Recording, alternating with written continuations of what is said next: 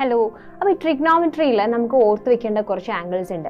ഈ ആംഗിൾസിൻ്റെ sine cos values പഠിച്ചു കഴിഞ്ഞാൽ നമുക്ക് വേറെ ഏത് ആംഗിളിനെയും നമുക്ക് സൈനും കോസ് കണ്ടുപിടിക്കാൻ പറ്റും. ഈ ആംഗിൾസ് ഏതൊക്കെയാണ്? പ്രൈമറി ആയിട്ടുള്ള ആംഗിൾസ് ആണ്.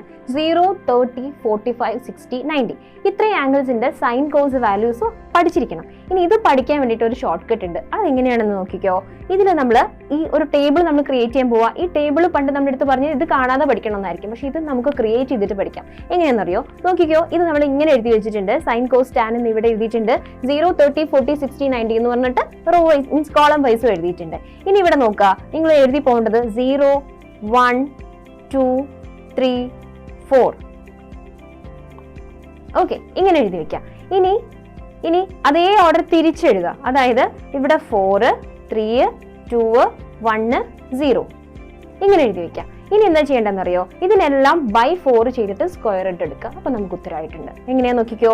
ഇവിടെ ബൈ 4 എടുത്തു, എന്നിട്ട് സ്ക്വയർ റൂട്ട് എടുത്തു.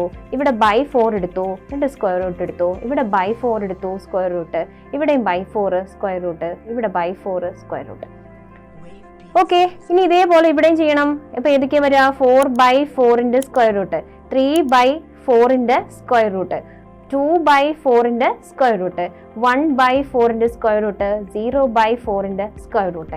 ഇങ്ങനെയാണ് ഇതിന്റെ വാല്യൂസ് വരിക. ഇനി ഇതിന്റെ വാല്യൂസ് നമുക്കൊന്ന് ചെക്ക് ചെയ്ത് നോക്കാം. നമ്മൾ പഠിച്ചതായിട്ട് ക്ലിയർ ആണോ നോക്കാം. അതായത് സൈൻ 0/4 എന്ന് പറഞ്ഞു കഴിഞ്ഞാൽ എത്രയാണ്? 0 സ്ക്വയർ റൂട്ട് 0, ശരിയല്ലേ? ഇനി 1/4 അതിന്റെ സ്ക്വയർ റൂട്ട് എടുക്കുമ്പോൾ 1/2, ശരിയാണല്ലോ.